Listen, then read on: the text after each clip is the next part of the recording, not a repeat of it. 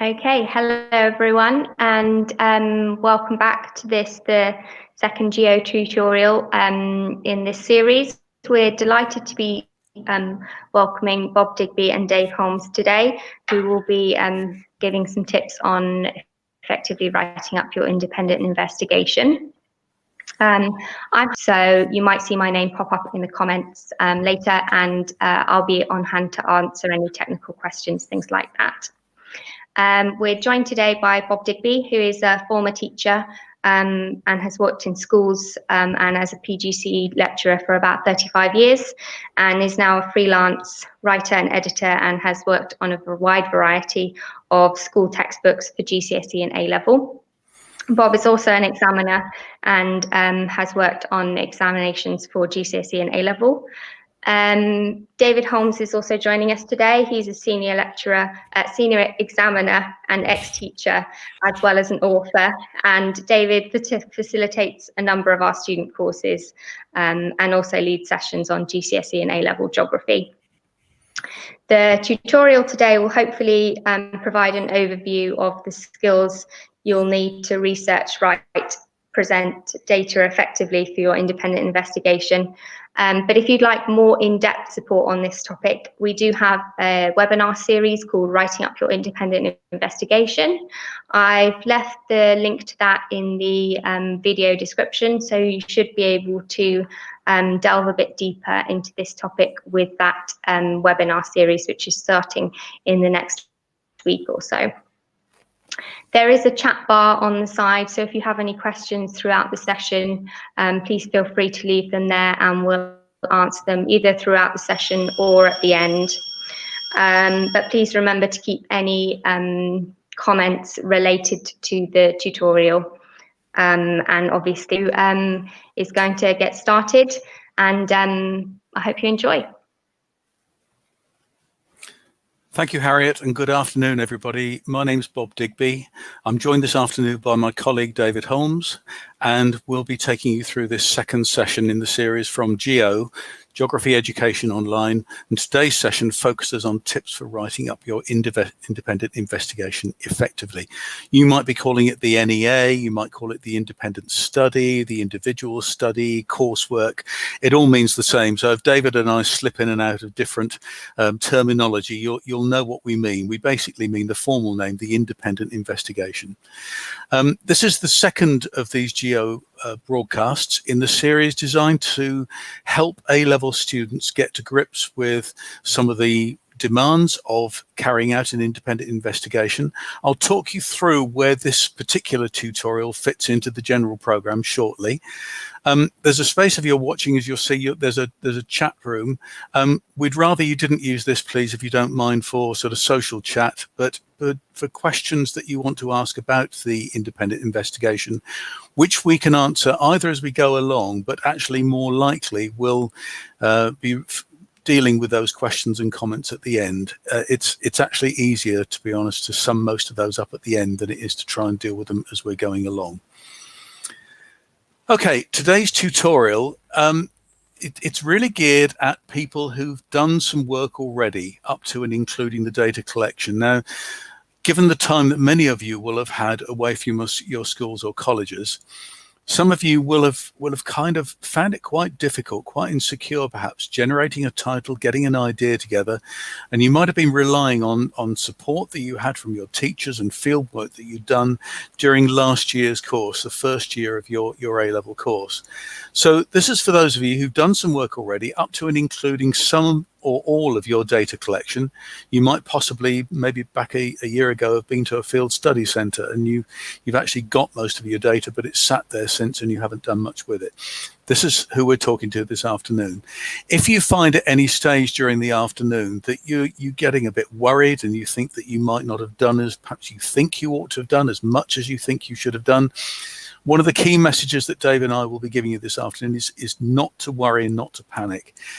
If I tell you now that most independent investigations are handed in sometime normally between the end of February half term and the middle of March, and that most of those independent investigations take probably about 2 to 3 months from the time that data collection begins to the time when the full written product is handed in.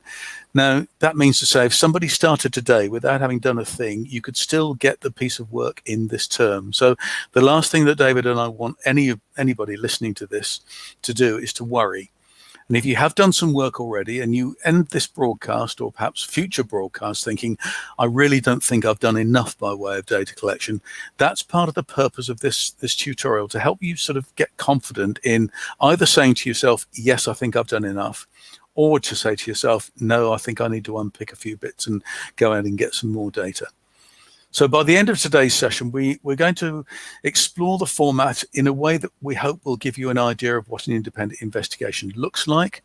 And to get you, if you've got that sort of keyboard, you're sitting there thinking about where do I even start with this, we'll hopefully today, as a result of this session, be able to give you some starting points in deciding how and when to start writing up your independent investigation. Now, Dave particularly is going to be dealing with some of the qualities needed for success in presenting data. Dave, I'm not the data person. I'm the old guy in this party. Trust me. David is very clued up as far as technology is concerned, and he'll perhaps be able to give you some of the qualities needed for success in presenting your data, and also help you in providing some pointers for writing a quality report. So that's the aim of the day. And so we're dividing this into 4 parts. I'm going to cover the first 2 parts. So I'll be looking at some general features of the independent investigation and what one might look like and how to start writing up. And then David's going to put together some ideas for presenting data for you and how you put together a quality written report. Okay, let's start first of all. What is this thing that we call the independent investigation, and what might it look like? I doubt very much whether any of you were sitting in on last week's session. Last week's session that I ran was entirely for those people who'd done nothing, even to the point of not having even come up with the germ of an idea for an independent investigation. So the thing you need to get clear in your mind, and perhaps for many of you listening today, it'll be a reminder, this independent investigation, or NEA, is a written report of between 3,000 and 4,000 words. Now, that's a recommended length, and it's a generic one. If you're doing NEAs in other subjects, that's generally the sort of length that you have to write. There's a bit of a problem with geography in keeping to that limit. So I want to say at the outset, there are no penalties for exceeding it. David and I have both worked on examining and moderating school marks and samples of work in the past few years. And we have to say, I think that most students don't manage to hit 3,000 to 4,000 words. They do quite a bit more than that. The important thing to say to you is that if you're doing NEAs in other subjects, they can very often be contained within 3,000 to 4,000 words. I'll give you an example. If you're doing one in history, you don't have to think up a methodology in history. And one of the things you have to do in geography, if you're putting together a data collection program, is you have to write out and fully justify what that program for collecting data is all about, and talk about things like sampling that you wouldn't have to start even beginning to discuss in a history piece of work. So sometimes geographers struggle to keep within that limit of 3,000 to 4,000 words. So we'll give you some recommendations about the sort of word length today and how you ought to try and keep within it. But we also acknowledge the fact that many geographers do struggle with that. Similarly, in terms of the focus, or perhaps some of you might have already come up with a clear title, it's got to be linked in some way to your A-level course. But that said, most of the A-level specifications are pretty broad. I'll give you an example. In topic 4, changing places in the Pearson Edexcel specification, there's a choice of topics. One is called regenerating places and the other one is called diverse places. And somebody who's studied regenerating places might well see something in the diverse places part of the specification that they'd like to investigate. So that's perfectly possible within that. Those of you who perhaps studying OCR, you might have yet to come topics that we call geographical debates. It's down for paper 3 for the OCR specification. You might not have studied them yet. So you might not have studied any of those topics, but if there's something in there that you really quite fancy, so I'll give you an example. For instance, there's an option there called disease dilemmas. in the OCR specification. And somebody might be thinking, actually, I'd quite like to do something on the impacts of COVID on my local community. And even though you haven't studied it already, or it's part of a choice that exists elsewhere, you could study that. So it really is quite a broad sweep of topics found within the A-level specifications. The one thing to say, and to be fairly firm about, the title must be unique to you. You can use group fieldwork. You can do similar topics. So if 3 of you, for instance, had been out looking at regeneration projects that are going on in Southampton, for instance, then the 3 of you can have studied regeneration in Southampton, and you can use each other's data, but the title that you each come up with must be different. So similar topics, group fieldwork data permissible, but your title must be unique to you. And just something else to stress, if any of you are doing an EPQ as well as your A-level subjects, EPQ has no requirement for primary data. Now, fieldwork is another phrase that we use in geography for primary data, things that you have done and been out and collected yourself. And geography independent investigations must include fieldwork. That's an absolute priority. Now, a few basics, and what does an independent investigation look like? Well, if you're doing, for instance, what we call the essay subjects at A-level, which might include, say, English and history or politics, you'll have learned a lot in the last year, I'm sure, about essay writing and how to write an essay and the structure for writing an essay. This is not like that. This is, in many ways, for many students, a much clearer format for writing. It's what we might call a report format. So your report, for instance, will have a title, and that title might be a question. It might be a title rather like the title of an article or a book, or it might be a hypothesis. It's got to be a title that you understand, which has got some sort of geographical background or integrity, and one which, if it's a question or a hypothesis, we hope that you'll be able to answer. And you'll write out that report using section headings. It looks quite a bit like some of the science work that many of you may have done in the past and the way you've written up science experiments. So it might be something like aims and introduction, methodology, results presentation, analysis, conclusion, and evaluation. And many of you will have done pieces of work in science like that before, so that shouldn't be too much of a stranger to you. So use headings, report format, keep your writing as well. That something that a colleague of both David's and mine, who used to be a chief examiner, she used to say that you needed to kind of tell a story, something that's going to sequence from start to finish, a beginning, a middle, and an end, with subheadings to help break up the text in order to make it easier for the reader to read. And if you want to make it something easier to read, and you want to cross-check, for instance, between one part of the report and another, you need to make it easy for the reader to find things. So that means numbering your pages, numbering all figures, graphs, maps. It also involves making it very readable in terms of your grammar and syntax. So you want perhaps to leave some time at the end rather than being a bit lastminute.com. Check it for sense, check it for syntax, for grammar, etc. Just to make sure that somebody that you hand this piece of work to can read it easily, and you can show yourself off and show your work off to your best effects. Now, titles can make or break. And if you think, well, hang on, I've done my data collection, why is he talking about titles? Titles, you're going to mull around your title several times. You might be mulling around it now while I'm speaking to you, even though you've collected some or all of your data. You may very well often find that many students, your friends, your colleagues, might be changing their titles, rewording it slightly, even up to a very late stage of getting ready to hand it in. That's all perfectly normal. If you go to university and do any subject, if you've got to do an investigation of your own for your degree, it'll be always the last thing you write will be the title, thinking, yeah, this is what I've got. But the title has got to be linked to content within the specification, as I've said. Try and make it something that's of interest to you and about a place or an environment or a group of people or a system, something, a location where you've got some personal connections. Something that you've enjoyed. It might be somewhere that you've been taken on fieldwork, but it might equally be somewhere that you know that you've never done any geography fieldwork on, but you think, well, I'd really like to quite investigate this. The other thing you need to make sure is that your investigation is manageable in terms of scale and time, equipment, if it involves using particular scientific equipment, its location, its accessibility, and transport. You know, can you get there?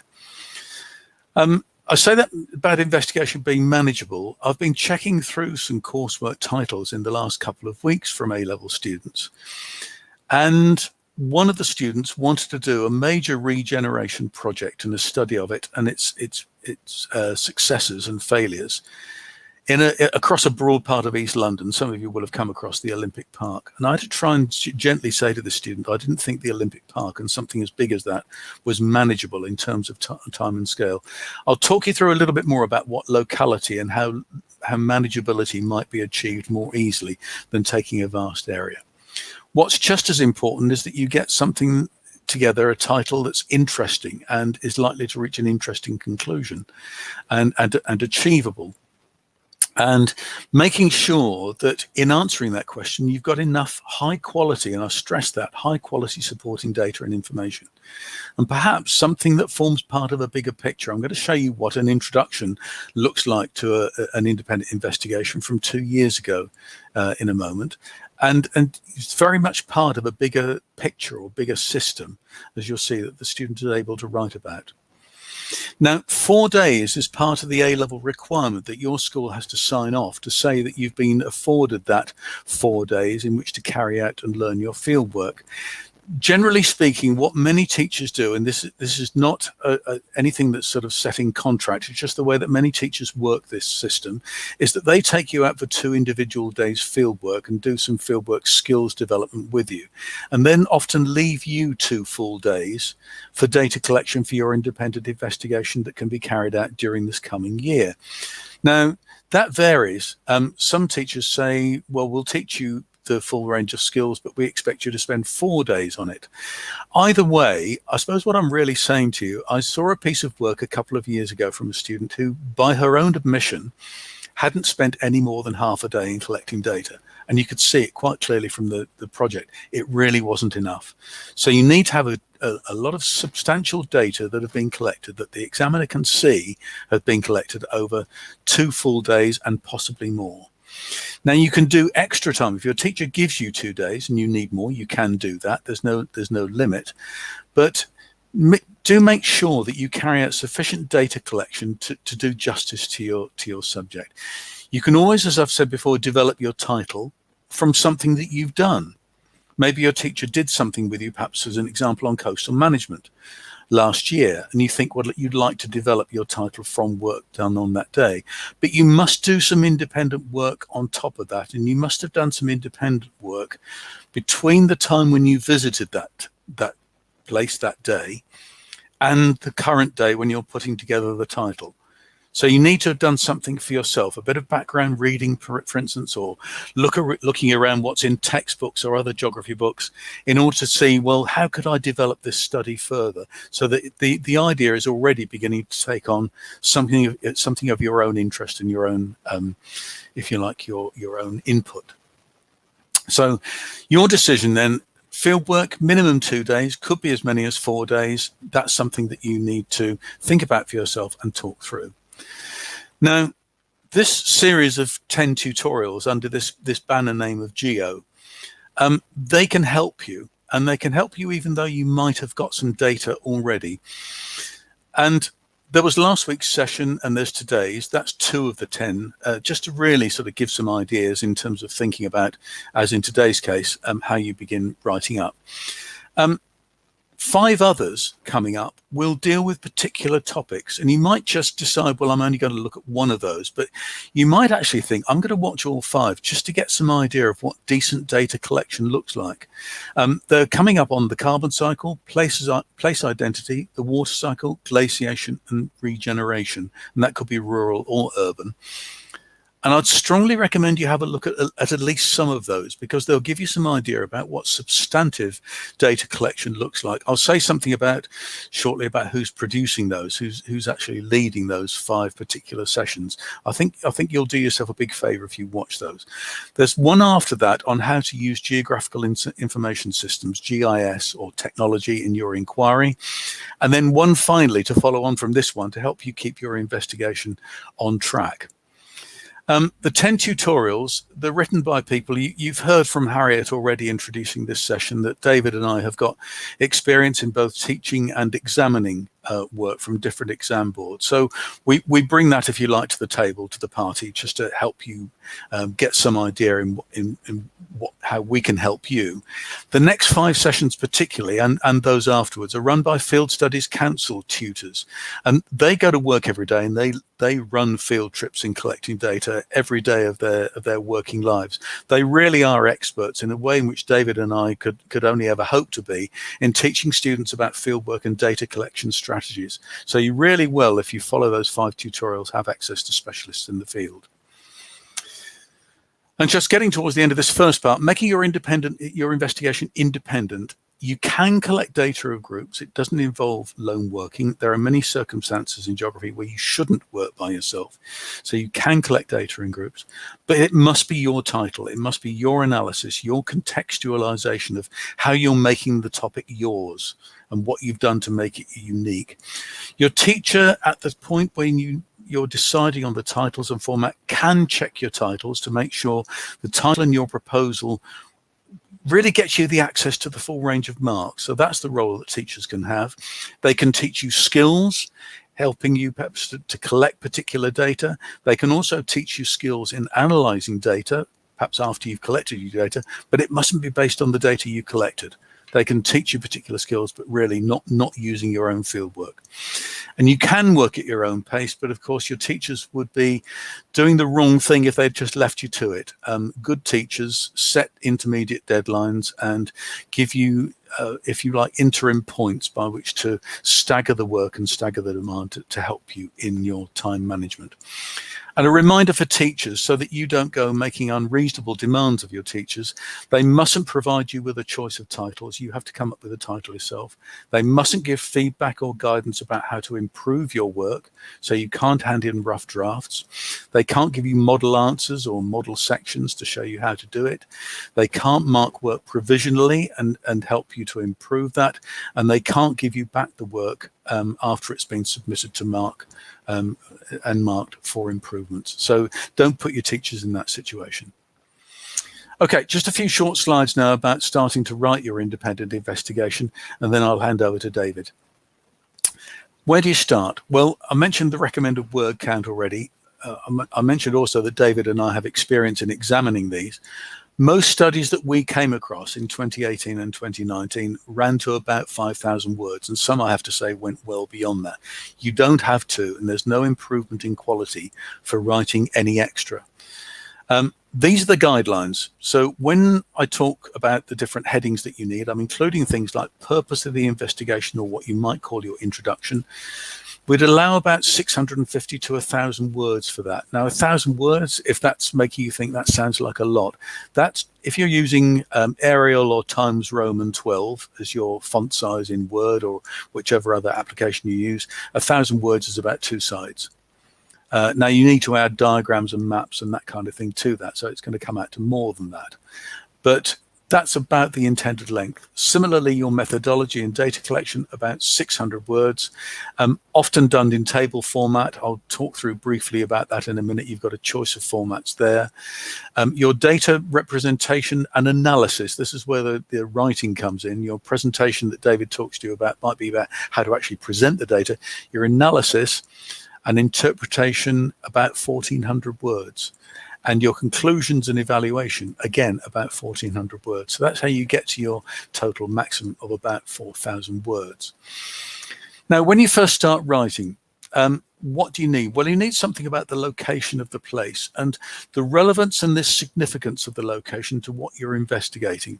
Now, I'll show you an example of how a student starts off introducing a study about Swanage and doesn't do a terribly good job. You might be able to pick out why that is. One of the key phrases I think you should learn is about setting the scene. What's the background to what you're investigating? What's happened before? Is it part of a bigger physical or human system? So if it's coastal management, what's the background to the coastline that you're investigating? What led to the situation that's there now? Or if you're looking at regeneration or changes to a place, again, what were the circumstances that led to that? And is that part of a bigger regeneration system? Then your own aims and how you came to design your title and the significance of what you're doing. What's this got to do with geography and the bigger picture? So you need some background reading as well. Now, here's the study from Swanage. As you see, what the student's done here is written some text. There's about 250 words there in total. And you've got 3 geolocated maps showing you where Swanage is. Now, okay, that tells me where Swanage is. I've got 3 maps, one to show me it's in southern Britain, one to show, I should imagine, the second one, it's not given a title, and there's a pointer there for you. Makes it look like, well, it's in Dorset, and then you get a closer zoom in to show that it's part of Swanage Bay. Now, none of those places are actually labelled. The only one that's labelled is Swanage. Now, what should you do? Well, an introductory map, this student's title is How Far Are Current Coastal Defences at Swanage Bay the Best Way of Managing Coastal Erosion? So I want to be knowing, as well as its location, what are the features about coastal erosion that have gone on there in the past, and why are coastal defences needed in any way over any time period on this coast? And so I want some features about what is it that's led to this. Is it rapid erosion? Is it beach erosion? Is it cliff erosion? What sort of management are we talking about here? And you don't have that. And if you cast your eyes down the text on the left-hand side of this slide, what you actually get is a kind of history of Swanage. And that's not really what's called for. So don't take this as being your model. It uses the title introduction. It does locate Swanage, but just a historical background isn't always the best and most appropriate way of doing it. Now let's take this second one by contrast. I think this is much more the way that you might want to be going. This is it's a piece of work from 2018 from a student who was investigating the issue of affordable housing and to what extent affordable housing was part of the major problem in London's housing issues. And if you can't just cast your eyes down this paragraph that the student's written, there's a number of things that you notice about it. First of all, affordable housing is defined. That's the key part of the title, affordable housing. So I'm expecting to see it defined, and it gets definition in the first sentence. If you cast your eyes down the page, you'll see other place names begin to loom large, one of which I'm sure you'll all recognise, Grenfell Tower in line 5. But we're seeing this as part of North London. And you see the name London coming up. I'm looking at the text now and suddenly seeing the name David Cameron and June 2013. So from the time when David Cameron was Prime Minister, I'm seeing some data here about the government securing £20 billion of private investment, creating 165,000 additional affordable homes. You see, there's a lot of real detail in there that's all giving background to this issue of affordable housing. We've got a definition, we've got the context, and also the politics, how the decisions have been made to try and address affordable housing in the past. Now, this work then goes on. We get a political picture of recent events. So in the top paragraph, you're getting words like, a tumultuous time the government has faced in the last 2 years since the EU referendum. This is really up to date. This is the student's own writing. We're talking about the current mayor, Sadiq Khan, and so on. And then cast your eyes down to the second paragraph. We've got a personal perspective and take on this issue. The student's writing about Grenfell Tower and the fire in summer 2017. Profoundly affected by the fire, says the student. I decided to undertake an investigation, etc., etc. You can read it. You don't see many of those as an examiner. And I have to say, this was from a candidate who scored maximum marks. It was from an awarding body that I was moderating for. This work got maximum marks. It's a really outstanding piece of work. You begin to get the sense of a real issue and a real live event. Now, this student then goes on and writes up the methodology. Now, the methodology is something you'll have to do. You can write it in the first person if you want to. But what this person has decided to do is just to describe their methods and explain their methods using free text. So that's one thing you can do if you want. Another method that you can use is to use a table like this. And this student has taken a hypothesis on the left-hand side. That's just part of the overall inquiry, and has then got heading titles like data required to test the hypothesis, why the data were needed, etc. So you can do your text, if you like, your methodology in table format like that. So there's plenty there to get you thinking about what to write. A few things just to, if you like, round off the section of what you might need to be thinking about your methodology. Sampling strategies do need to be thought about for really, I'd say the vast majority of studies. You're studying a big picture, and you're not studying the whole thing, whole of the aspect about that picture. You need to pick out the ways in which selective data collection will give you still a true representation of that big picture. So you'll be familiar with words like systematic and stratified and random sampling, I'm sure. You also need to carry out a risk assessment. If you're working at or near a coastline or in a physical environment, then near a cliff edge or near a cliff foot is clearly not something you want to do, but there's human considerations in human geography as well. Safety, risk, for instance, from traffic, and obviously contact issues in the current climate. And then finally, ethical issues when you're collecting data about how you either respect the environment in which you're working, if it's a physical environment, not bringing about any change in that environment, or how you might approach people in a human environment, and how you might do so with sensitivity, and how you keep the data that you collect about people anonymous. So they're things for you to think about in addition to the text or the table that you produce for your methodology. Okay, I'm going to hand over now to David, who's going to talk to you about ideas for presenting data. Over to you, Dave. Thanks, Bob. Welcome, everyone. Nice to be working with you. I'm looking a little bit more relaxed, aren't I, than Bob, who's sat straight in front of the camera. Mine's on another monitor, which is why it's side on. I'm still here listening to what Bob has said. He's provided us a kind of excellent summary of some of those points. I'm just going to pick up on one thing that he mentioned in a previous slide about the requirement to do 4 days of field work. There's been some joint board guidance released this week from all of the awarding bodies where it won't be compulsory for students to actually do 4 days of field work as it has been in previous days. But I think to pick up on what Bob said, you know, the idea of this, you being able to do your fieldwork data collection in kind of half a day, it's really not going to lead you to a particularly good outcome, or our professional judgment would certainly be that as well. As Bob is in control of this presentation as well, so I've got to be nice to him, otherwise he's not going to advance the slides for me. So Bob, can I have the first slide, please? It sounds like a round of catchphrase or something. So very quickly, looking at the difference between some of the information you could have collected. There's lots on the internet and various books and things that can support you in this. But you do really sort of need to think carefully about what you understand by your data, and therefore what questions you might ask in terms of the analysis. So that's the sort of framing of how your analysis might work.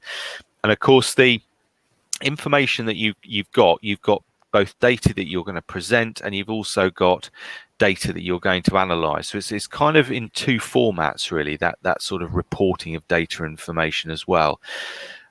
I think historically we might have thought of data presentation as a really important part of the, I suppose, the investigative process. I think nowadays in the NEAs, in your investigation, really data presentation is just a vehicle to help you understand the data more. It's a narrative, and therefore it's not all about how many different types you do. It's about telling a story with it using the right type of presentation.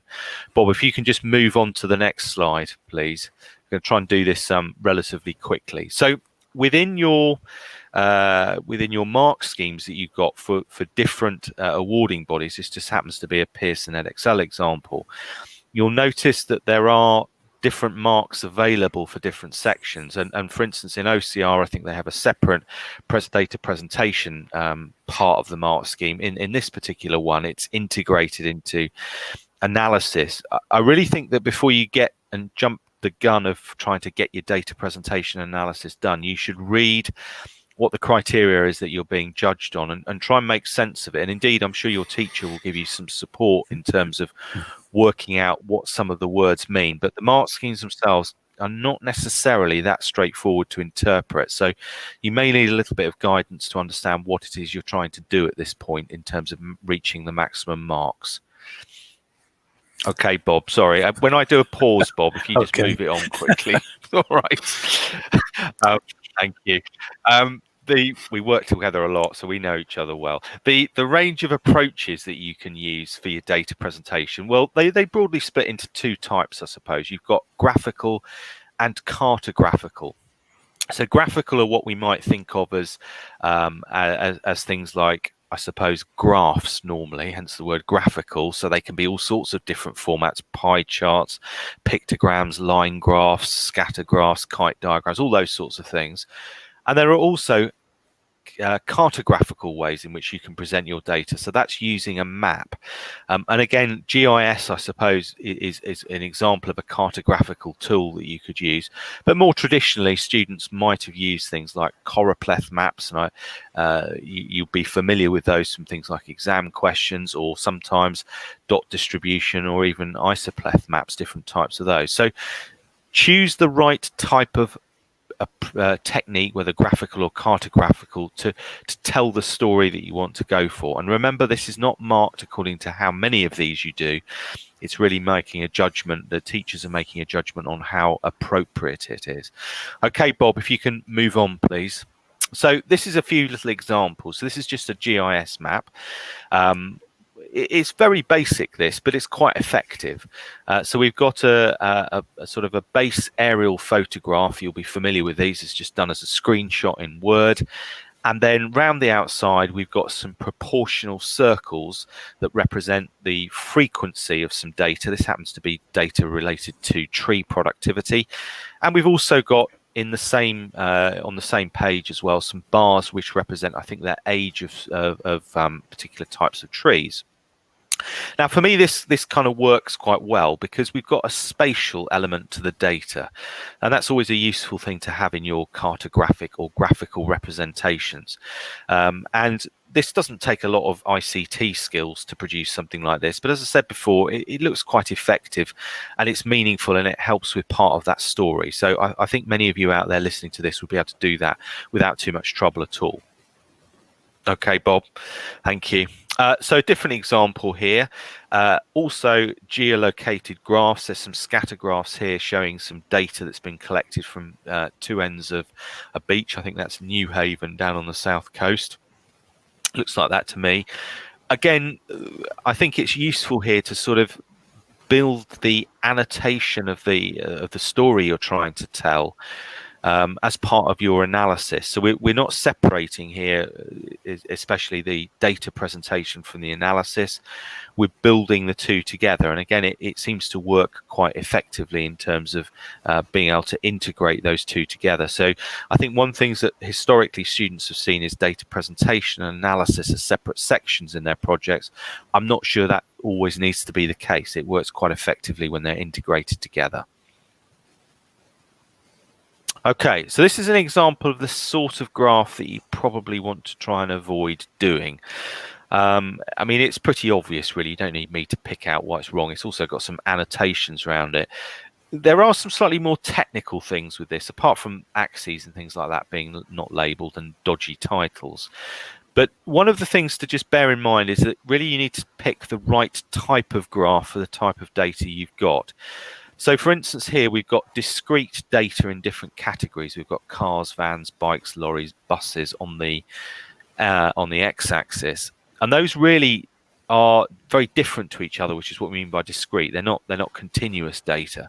So really, this graph shouldn't be a line graph at all. It probably should be a bar graph or something like that, where the bars are separated from each other. And one of the challenges with using technology like Excel to present a lot of this data is that you have a choice of so many different types of graph, and Excel of course doesn't know whether you're presenting the right one, and you often are tempted by the flashiest one or the most colorful representation that you can get, and actually that may not be the best way to present your data. So go for the most appropriate rather than those which look particularly fancy. Okay, right, good stuff. So I'm trying to do this relatively quickly. I don't think this will be 10 minutes. There's only a few slides there. So how do you piece all this together? Putting together a quality written report. Let's have a little look. So the first bit, I suppose, is analytical writing. So writing in a style that would be appropriate for A-level geographers to do anyway. And those of you who are quite well practiced at writing extended exam answers for 12 or 20 mark answers or 33 mark answers, depending on which exam board that you're doing, you will know what a good writing style is. There's certain things that will give it good flavour and therefore get it good high marks. So for instance, if I just look at this text that we've got here, it's split into 2 paragraphs, and it's correctly done with all of the sort of spag elements to it. So we've got full stops, we've got capital letters, we've got commas in it, but it also has as well some of that kind of higher quality language. Some of you may be familiar with those sort of terms, tier 2 and tier 3 language, that you might have heard your teachers talking about. So the language is one of an academic geographer rather than a person who is a non-specialist, and all of those add quality to it. Now, if you were to read through this particular extract, and I'm not necessarily subscribing that you do this now, you can look at the YouTube video afterwards, but you can see some certain elements which we've highlighted on the right hand side. So it gives an overview, it gives detailed data, it looks at patterns and links together those patterns together, and in fact it also gives a kind of ongoing evaluation, even though this is a piece of sort of NEA analysis. So the good thing about this is those skills that you're learning for writing extended writing answers in the A-level geography that you're sitting as a written exam, we assume, next summer, those are exactly the same skills that you need to bring to the table for your NEA as well. Okay, so what are we expecting in terms of analysis? Again, I suppose this is quite a difficult skill to practice and to master. Analysis is certainly not description, and it's not necessarily explanation. It's actually a skill where you're able to draw together, to bring together the threads of the investigation and to make geographical sense of it. And part of that might be exploring patterns and being able to explain those patterns as a geographer would, and accepting as part of the analysis there may be flaws in what you've got. It may be incomplete, it may be inconclusive. I think the other thing that analysis will have is it will refer back to any geographical theories or concepts or ideas that you introduced at the beginning and make sense of them, and try and make sense as to whether or not your data, your findings, can confirm that theory or whether they actually reject that theory. And again, analysis will begin to draw threads and things like that together. I think out of all of the sections in the independent investigation, it's one where students struggle with. Many students start off thinking it's just a sequence of a description and then an explanation and then sort of referring to theory. It's not. It's an integrated approach. And I think the best way that you can begin to get a handle on analysis is if you can look at any pieces of slightly more technical writing from all different sorts of sources, whether it's to do with geography or other sources of information. You'll see how perhaps a journalist or how an academic handles data and information. That will give you some confidence. But as well as that, there's a possibility, I hope, that your teachers will show you some extracts of some analysis from past projects. And indeed, even if you can't get hold of those at school, there are various sample projects that are available on the exam board websites, which have got commentaries, and they're not necessarily locked down. They're freely available, and it would be a good idea to have a look at those and sort of have a little think about what the commentary means and how that actually works, and how you can improve from that. So the final thing that you'll get to is to draw a conclusion.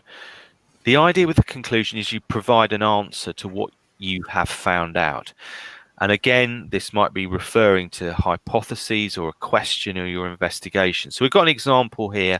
To what extent is there evidence of rural deprivation in the villages of North Cornwall?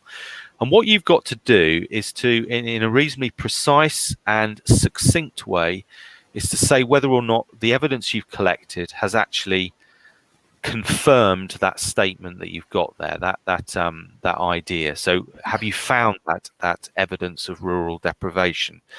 And you'll know that in many instances you can't answer these questions conclusively.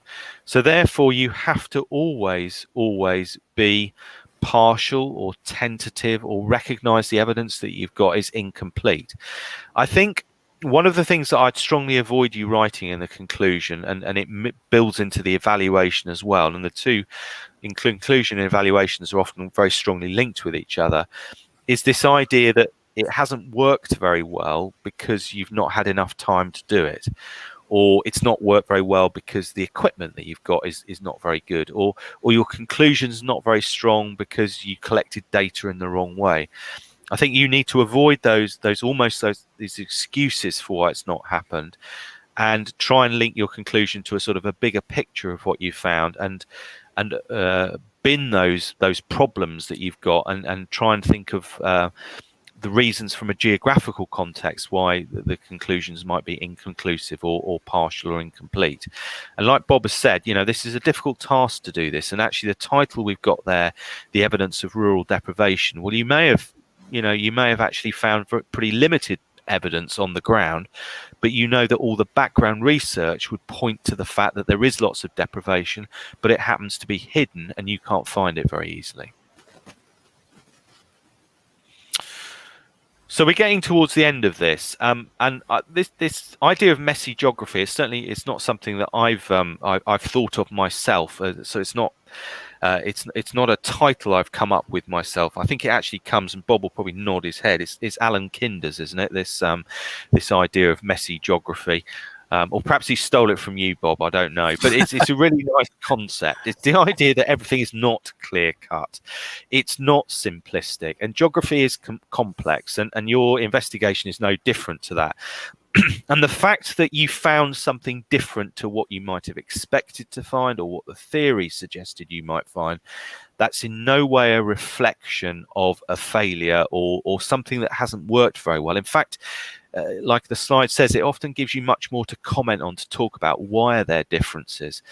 And the last bullet point here is really important here, is that the geography is going to vary by place and by time.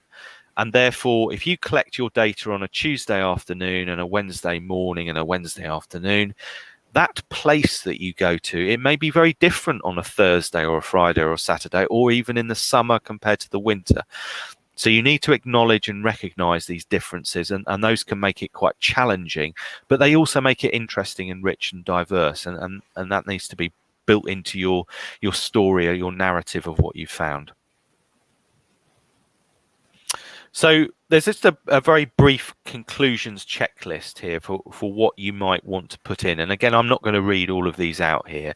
There's plenty written and different sources. In fact, the Geographical Association have a couple of different textbooks that would help you with the with writing conclusions, as do other publishers as well. And the RGS I include in that, the Royal Geographical Society, have got some freebies that you can download. So you're not short of things, but you do need to recognize that the conclusion's got certain ingredients within it.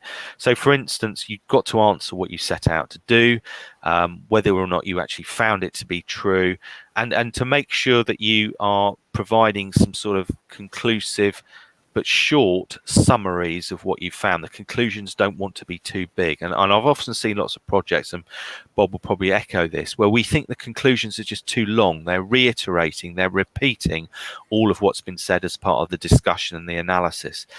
You may even want to think about ranking your conclusions as well. That's a technique that I've seen that works well. So the conclusions are presented in order of strength of what people have actually founded. So it should be useful to sort of think about the different strategies that you've got. So the final part of your project really is the evaluation part. This is the part where you reflect on what you've done. And I mentioned this earlier about this isn't about limitations as such, about things that went wrong. It's actually just a reflection on how much we should trust the data that you've got, and what impact that data quality effectively has on the strength of your conclusions. And you've got to be honest here, you've got to be straight up, and it's not about writing excuses, it's about thinking about the things that may have had an impact on your data collection. So here's an example of a bit of made up, I have to say, evaluation on a student, or a pretend student, I have to say. It's not a real one, this one. It's one I've done, or Bob's done. But it's all about, it was great. We did this really well. I think I was excellent at this. Everything went well. I don't think I could have made any improvements apart from the fact it'd be better if the sun was out, that sort of thing. Now, I wouldn't ever expect to see this in an A-level piece of work, really. We've made it up to make it look, silly. But there are strands of this and there are elements of this that students do write about. And I need you to sort of be critical of this. The idea of you writing down that, your data collection went really well because you were able to get to the coast and, you didn't hurt yourself and you were able to collect the 10 stones that you did. I'm not really interested in that. What I'm interested in is whether or not the stones that you sampled on the beach, whether they were in fact an accurate representation of the sample that you intended to collect. And that's really what I want you to sort of reflect on in these sorts of things. Equally, if you go to the town and you ask people or you've done some interviews, are the noises that those people making, are the responses that you've got, are they actually trustworthy? So we've got here just a different example. And again, bearing in mind the time, I'm not going to dwell on it, but there are some things highlighted in here, the sort of phraseology, which I think is good practice. It's quite precise and it's giving you words like evidence and validity and things like that. And I think you should try and kind of replicate those if you can. Use what you can see in front of you as a model for a good bit of practice and think, right, how can I build some of this into this? The other thing just to note about this is quite a nice bit of writing, because what the student has tried to do is to think about how what their conclusions are have kind of impacted on the ethical considerations and vice versa. And there is in some projects a relationship between the sort of ethical nature of what you're trying to do and what your conclusions are. And I think that's something that some students have thought about, and it's worked quite well. Okay, a checklist there, Bob. I don't need to read those out, do I? We can leave those for people to go through on their own as they're watching the video of this on YouTube. These are all pretty obvious things. A lot of it is to do with tidiness and neatness, and Bob and myself, we're both relatively old men, to be honest, and we do get a bit upset when we look at moderated work and it feels a bit slapdash. We get upset about it. I know we're grumpy, but if you can keep it neat and tidy and workmanlike, a bit like handing it in for a paid piece of work almost, then it just has a nicer flavour to it, and it doesn't feel like it's been rushed and all of those sorts of things. There is a good bit of advice on here that I'm just going to read out to you that we often see where people add extra things because they think, oh no, I've forgotten to put this in here or whatever.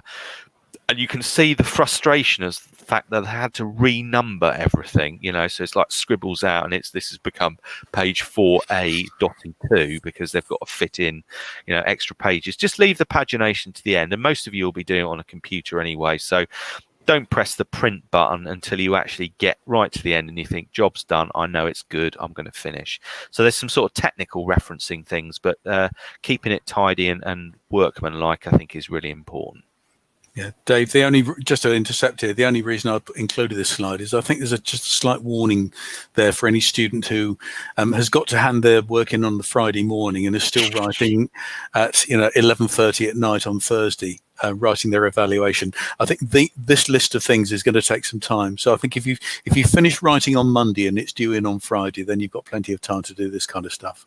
You sound like a man who speaks from experience doing something on a Thursday night. me lastminute.com, never at all. Okay. Do you want the final side? So I mentioned the books from the GA.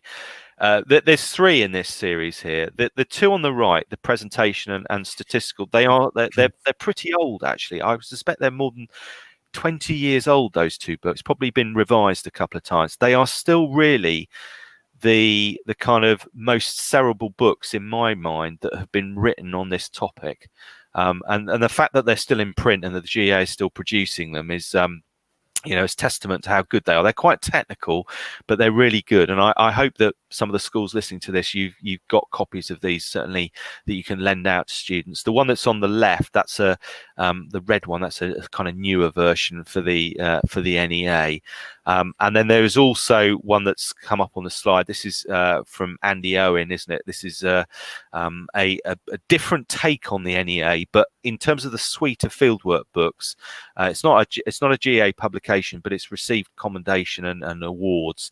It really is a good piece of work, very accessible, and again, I'd highly recommend that. I mean, there's lots of other books from other publishers, and I think, you know, obviously they're all pretty good, but the ones we've got up there, this is a selection of I suspect the pick of the crop, really, in terms of what's available out there.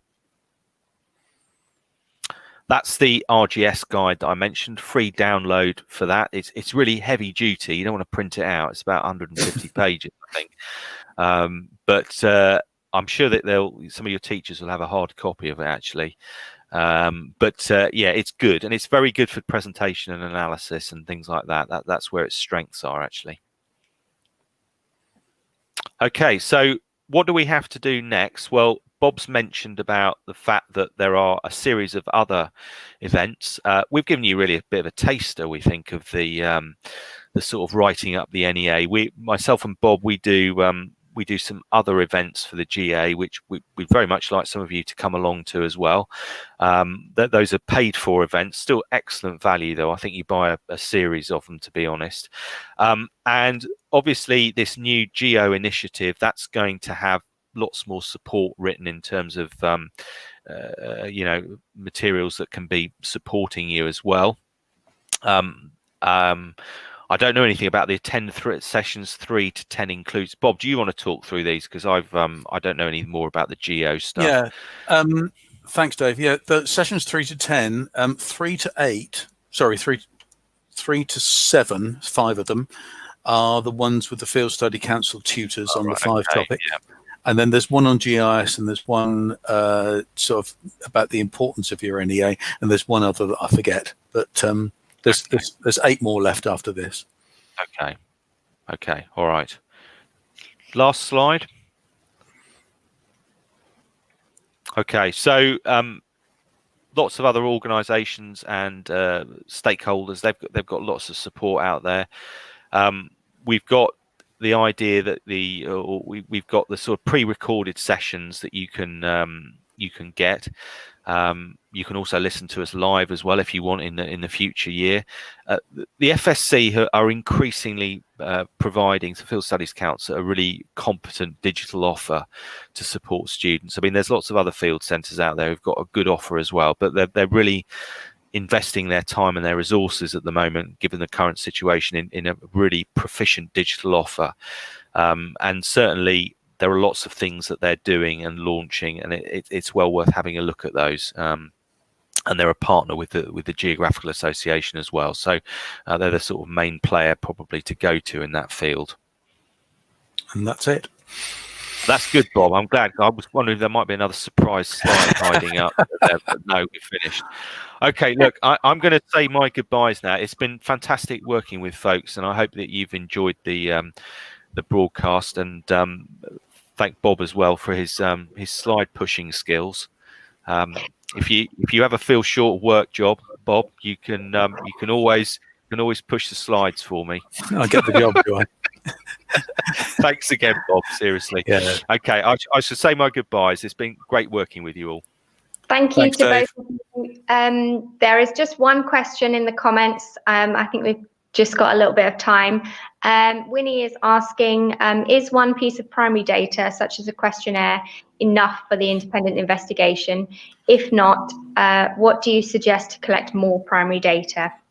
Shall I have a go at that, Bob? Yeah, you do that, Dave. Yeah. You might want to chip in as well. I mean, this is an interesting question to pose given the 2021 lockdown, because the exam boards are certainly have given out a signal that they expect less primary data, but you still have to do primary data for next year. So the balance between primary and secondary data is likely to be skewed more in some situations to secondary data. I would have said that probably you want to do more than one piece of primary data. But look, primary data can be taking photographs, okay? It doesn't have to be particularly heavy duty. I think if the questionnaire that you've got answers the question that you want, then that would be a main source of primary data. I think, Winnie, I would question whether or not a questionnaire which is delivered in a traditional face-to-face format is going to work in the next few weeks when you start thinking about this. I can't see you standing on a street corner starting asking people whether they're shopping and things in a sort of traditional way. So I think you might have to be quite creative here and move your questionnaire online to something like Google Forms, and try and work out a way where you can drive some respondents to a web link that you can provide them. I think questionnaires are going to be particularly challenging over the next few weeks. Yeah, I'd agree with that, Dave. Winnie, I don't know if this helps, but I'll just refer you to what I think. If you pushed me up against the wall and said, name the best independent investigation you've ever seen, it came 2 years ago, and it was titled, "What have been the experiences of migrant families in London?" And it was a student who simply took 6 families living in her own street in a part of London, and she did all the interviews online. And it was a fantastic resource, talking to different ages within the family. So she talked to grandparents, she talked to the children, what it had been like trying to go to different schools, that sort of thing. She followed it up with a Survey Monkey little questionnaire that they could list basic things like their ages and backgrounds, where they come from, that kind of thing. And it wasn't particularly wealthy in terms of the range of primary data, but my goodness, it really hit the nail on the head in terms of quality. So I think I'd agree with whatever Dave said, that the questionnaires, I think Dave and I secretly, if you scratched us, we might bleed a bit of suspicion about questionnaires and the value of them, because we see a lot of bad ones. There are good ones out there, but we see a lot of bad ones as well. So if it was a good questionnaire, Winnie, I could say that could certainly contribute. I would always try to look for other things as well to supplement that can be done safely and without any undue risk to the student concerned. Well, I hope that has helped, Winnie. And if you do have any more questions, just leave them in the chat, and somebody from the GA will be keeping an eye on the comments. Should anyone who's watching the recording, for example, have any questions, please leave them, and hopefully somebody will be able to get back to you.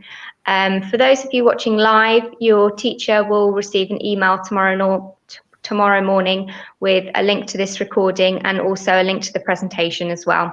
So you can either watch again and have the presentation open so that you can click on any links and go through it in your own time. But apart from that, thank you everyone who has attended, and thank you to Bob and Dave. And we hope to see you in the next Geo tutorial next week.